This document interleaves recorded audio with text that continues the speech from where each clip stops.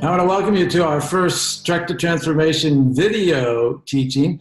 This is really just a summary of what we went through on Sunday afternoon with our Trek to Transformation gathering that took place from 4 to 6, and we had like 40 people there, and it was an incredible time. And yet we know that not everybody can make it when we schedule these events, and so we thought we'd try to cover the high points anyway through this video teaching. Now, obviously, the thing you missed through the video is the interaction that took place in the small groups. And so I hope the next time we do this, you're going to be available and come to be a part of it, because it was exciting, it was inspiring, it was just a great time. And so this is kind of a way to at least keep you informed of the teaching itself. And so let's get started, because this is all about Trek to Transformation. And we're saying that it's a journey inward, it's a journey together, and it's a journey outward, out into our everyday lives with very practical applications. So we're going to do this today in light of what we call process theology. Now, don't turn it off just because I used that theology word, or that big word known as theology, because we're going to break it down and make it very practical for us so that we can see it as it applies to our everyday lives. So we're going to begin, first of all, by talking about two components of Trek. And that is, first of all, that there are these qualities. And that's where Trek itself comes from, because the qualities are trust, where we learn to trust God within us and trust ourselves and trust community. Boy, if we don't have trust, then we really can't do much. You can't have a relationship, an authentic relationship, without trust. I can't have one. And so trust is kind of the foundation of this, trusting God, the God within us, trusting ourselves, and trusting those that we surround ourselves with in trusted community. And then resilience. Boy, life's a roller coaster, isn't it? It's up, it's down, it's up, it's down. And how do we get back up when we get down? And we realize that our greatest growth happens through those challenges and those struggles. Think about it. When life is just humming along, boy, we enjoy that humming along, but there's not much personal growth that takes place. We get kind of comfortable in that. And our greatest growth happens when we go into the descent of disorientation. Nobody likes it, but that's our teacher. And that's where we learn to bounce back up into a new orientation. So resilience is one of the great qualities of Trek. And then there's engagement, and that's engaging our whole selves, our bodies, our minds, our souls. And we also engage with one another through acts of service, acts of kindness, acts of generosity, acts of justice. And so engagement's important to this. And it all leads to the outcome, which is the K part of this, which is knowledge. Knowledge, also known as wisdom, also known as a way to discern what's happening in our lives all around us all the time. So those are the qualities of Trek. The first of two components. The second would be values. Values, yeah. And these values aren't new to us, as we've been a part of Crossroads at all, because they're really the teaching of Jesus about compassion, where we have empathy to or for self and to and for others. Really getting deep into understanding the pain and the struggle, empathy, and that's compassion. And then there is this forgiveness. A key element of all of Jesus' ministry to his final words on the cross was about forgiveness. Why? Because relationships require forgiveness. It's the renewal of relationship with ourselves and our relationship with God, our relationship with one another. Forgiveness is a core value to Trek leadership. And then service, where we take care of ourselves. We serve ourselves. We've got to take care of ourselves. Put your oxygen mask on first. And then we serve the needs of those who are around us, our neighbors, our friends, and sometimes even strangers. We're called to serve, as in the story of the Good Samaritan. And all this leads to wisdom, again, known as this self-awareness, what's going on inside of me.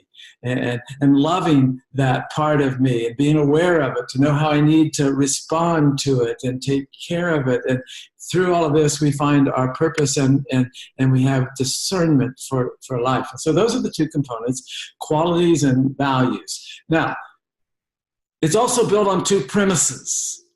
And the first premise is this: we're all leaders. Yeah, you're a leader. Yeah, maybe you hug yourself and say, wow, I'm a leader. You are. You're a leader. You had to lead yourself to get out of bed this morning. And just think about the ways that you're a leader. Just today, to get you to watching this video, whatever time of the day it is that you're watching it, what did you have to do to get here?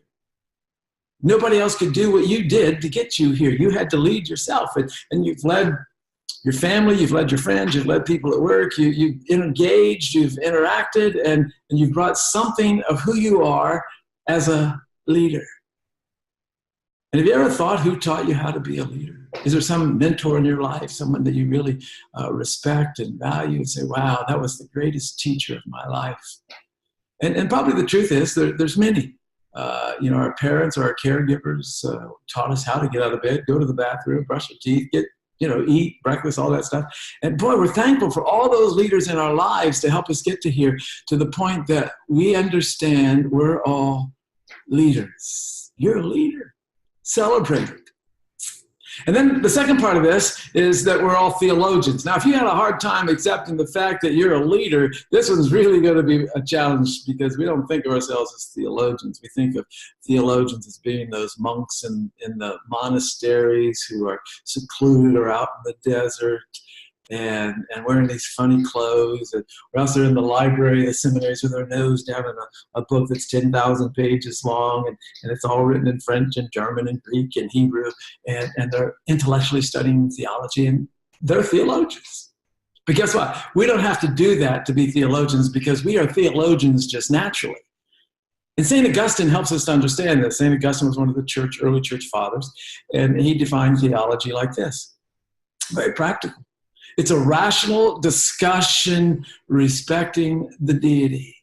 And so that means every time we have discussions with ourselves or with others about God and the big questions of life, and why this and why that, the suffering, the joy, and the equality and the inequalities, and the justice and the lack of justice, those are theological questions. It's rational discussions with ourselves or with others. So you're a leader, you're a theologian, you have qualities, and you have values. Now, here's why all this is important. I need to share my screen with you on this one so that you can see this, because this is a quote from the book, America's Four Gods. I refer to it frequently. And I do so because I just believe it's true in my everyday life. And if you think about it, I hope that you can also see how it's true in yours. Here's what the author said. The way we view and relate with God predicts the substance of our worldview much better than the color of our skin, the size of our bank account, the political party we belong to, or whether we wear a white Stetson or faded Birkenstocks. Think about that. Yeah. Our view of God is just that important. So that's why all of this talking about theology is really important. And so I want you to engage here for just a second and ask yourself, what did God look like to you or for you as a child? What was God, your image of God as a child? Yeah, I have images that I create in my mind when I think back to that, the things that I was taught in Sunday school and by preachers and family and so forth. What was your image of God as a child? And then as you hold that, let's take it a step further. How, if at all, has that view of God changed?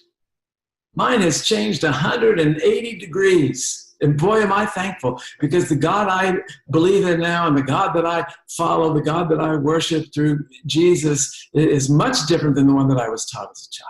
And I am so thankful for that. And I'm wondering if you could give an example of how your view of God is being lived out in your everyday life. Can you do that? What kind of example could you share that says, wow, this is how I see God being lived out in my everyday life? You see, again, this is important, because trusting the God that's within you, trusting the God that's within me, is where Trek to Transformation begins. It's the foundation to leadership. Trust is the foundation to all relationships. You may think you're in a relationship, but if there's no trust, there's no real, authentic relationship. Now, and trust is the foundation to Trek leadership. So here's another exercise for you to engage with. I want you to think of just one word that describes the most important, unchanging, immutable characteristic of God. You only get one word. What would it be? As you hold that in your mind, the question is, Now, can you trust that characteristic of God? It is a simple question, and the fact it only requires a yes or a no answer. Can you trust this characteristic of God? You see, I bet if you were like me, you said love is the first thing that came to your mind when you're looking for a word to describe God. God's love is first and last. It's what the Bible calls the Alpha and the Omega, the first letter of the Greek alphabet, the last letter of the Greek alphabet. It's the beginning and the end. It's the first and the last. Why? Because true love is trustworthy. Yeah, true love is trustworthy. And so this is where it all begins, on this foundation of trust. Now, if that's the first step, then that means that we see this God is already in us and all around us all the time. And yet the question now for process theology is this. And I know that process theology sounds daunting, but it really isn't. We're going to try to show that here by breaking it down. Just taking the two words and showing what they mean. And help us to see the practicality of this. Now, understand that there's all sorts of theologies. When I was in seminary, I studied all sorts of different seminaries, the German theologians, the American theologians, systematic theology. And really what we do is we pull from lots of different theological perspectives and form our own, and that's okay. But process theology is important to us because many would say that John Wesley, the founder of Methodism, he himself was a process theologian. Yeah. And so it forms a lot of our Methodist theology. But more than that, it's just a practical way to see God in our everyday lives. So let me break it down for us. First of all, process. Think about that. All of life is in process. All you have to do is remember that from the time that you started listening to this and the time I started talking on this video, our whole bodies have changed. Our cells have changed. The amount of light around us has changed. It's beginning already to whatever time of the day that you're watching, it's either increasing or it's decreasing.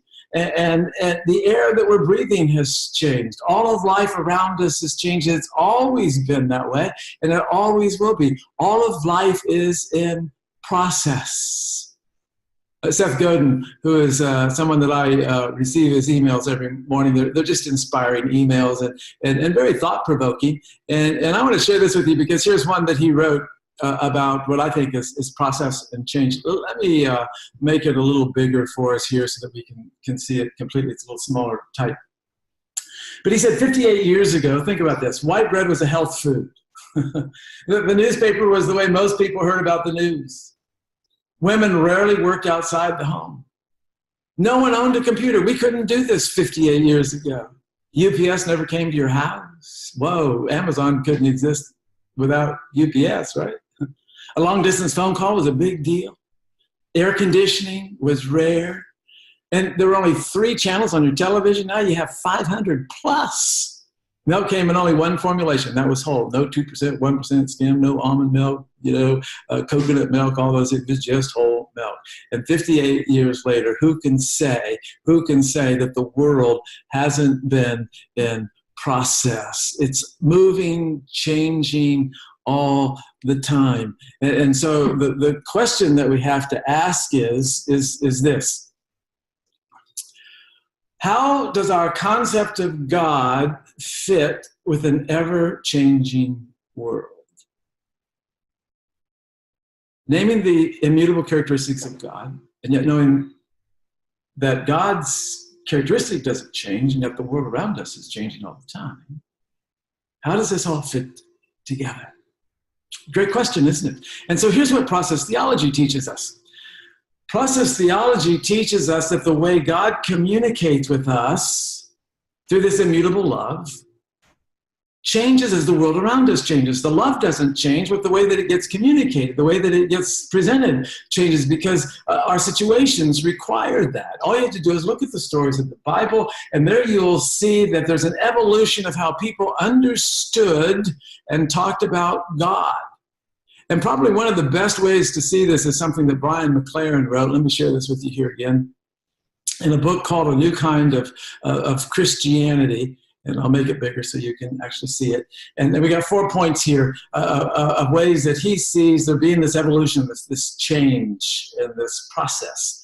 So number 1, it used to be that people saw God as one. It was our God. This is my God, one among many, to the point that it moved to seeing this, there's one God for all.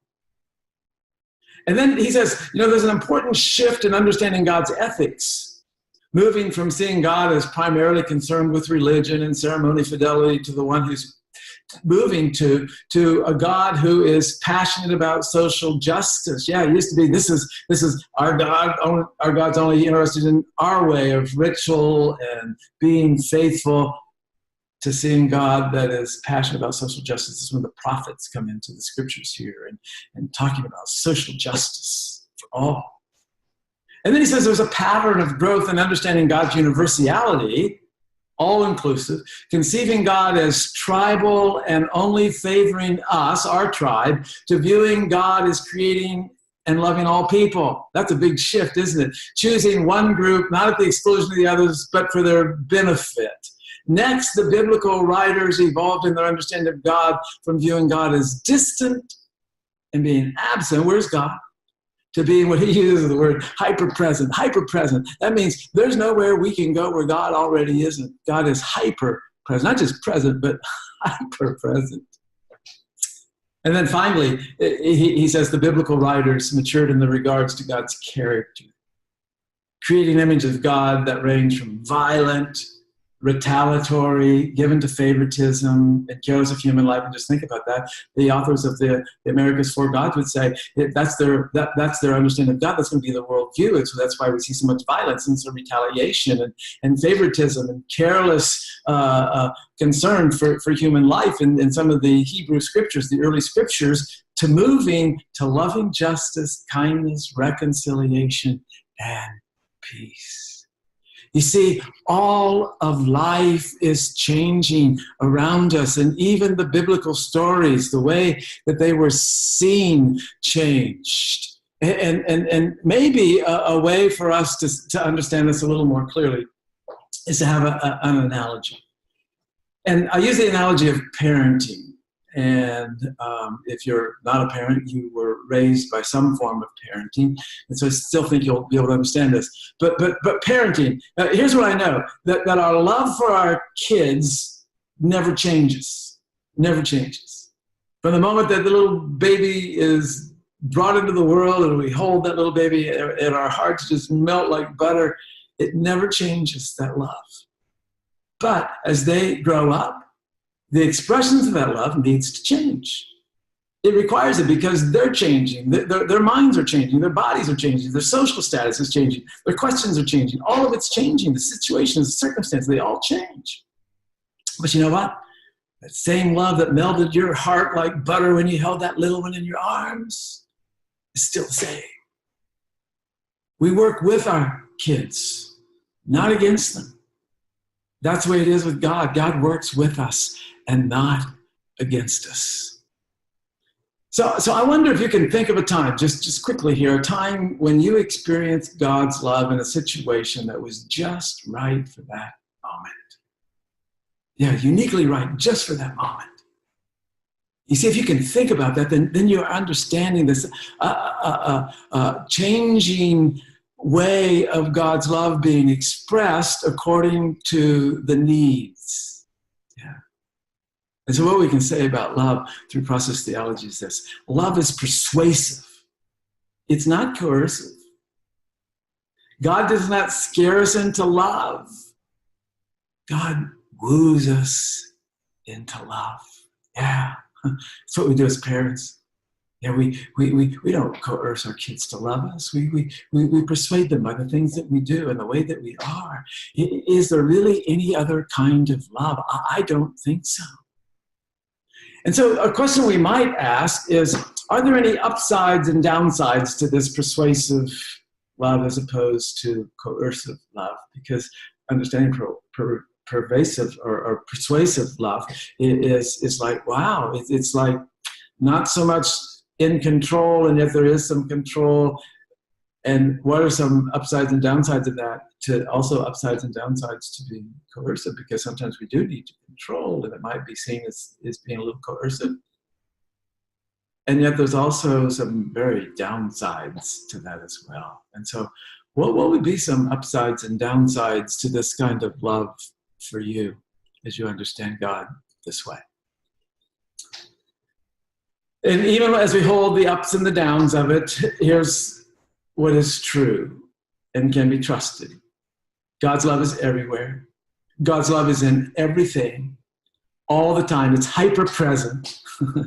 And Jesus said the kingdom, we use the word kingdom instead of kingdom because kingdom isolates it into this own little dynasty, this own little tribe, this own little country, where God isn't just the God of a little kingdom or a little tribe or dynasty. It's the kingdom, the humanity.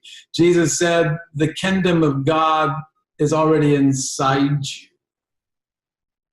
The kingdom of God is inside of you. It begins from the inside out. And Jesus said, just look at the birds and the flowers, and there's God. Jesus said, look at the kingdom of God as seen in a little child. There's a God. Jesus said, look at your enemies, because guess what? You may be surprised because God is there.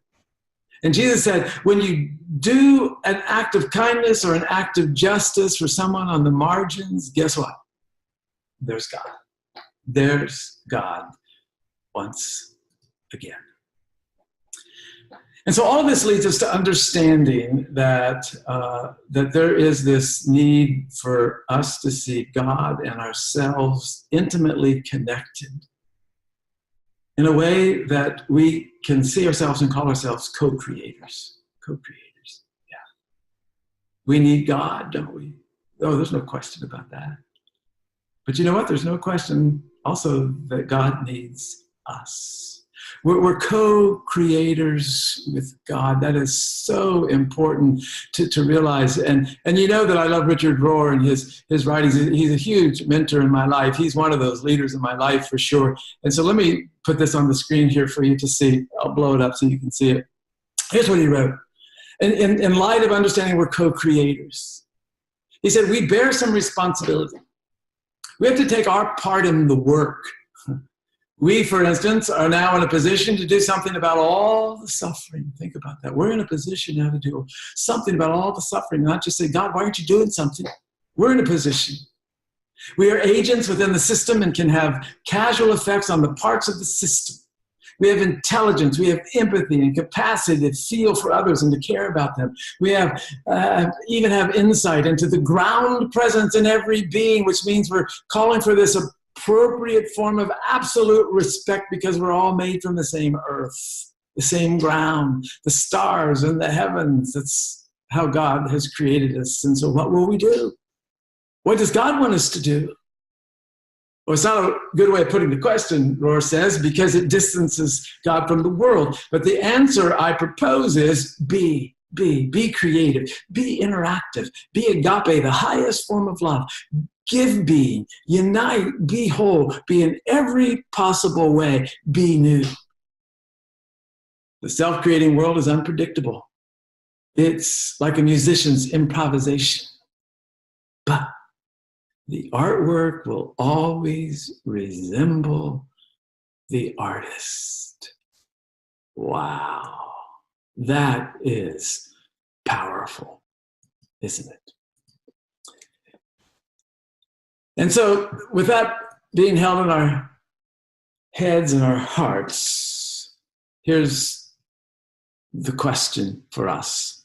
Let me put it back up on the screen here for you. I didn't mean to take it away, actually. Believing that you are a leader, believing that you're also a theologian, believing, I don't have it on here, but it needs to be, believing also that you have these qualities of trust, resilience, engagement, and knowledge, that you have these values of compassion, forgiveness, service, and wisdom. How are you co-creating? Co-creating a better you? How are you working to co-create with God and others a better relationship? How are you working with God to create a better world? How are you trusting God for the outcome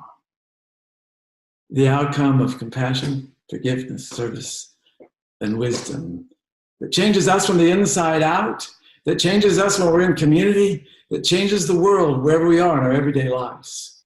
And so this is the first teaching on Trek, this whole understanding of trust and with process theology, seeing this hyper-presence of God everywhere with us and in the process of life. And that love is so powerful and so immutable that it will never change. And it's so adaptable that it meets us in every situation that we find ourselves in. That's Trek to leadership. That's the pathway to being transformed, both in this moment and all the moments yet to come. And so, as we bring this to closure here, I pray that this little teaching has been helpful to you in a way that will guide you forward, that you access this trust and resilience and engagement and knowledge to lead you more deeply in your relationship with God and yourself and others, because that's really what this is all about.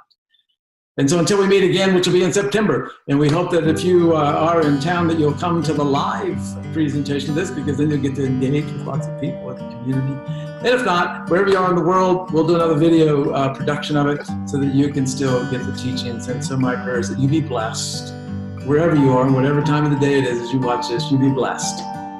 And know that wherever you go, there's God.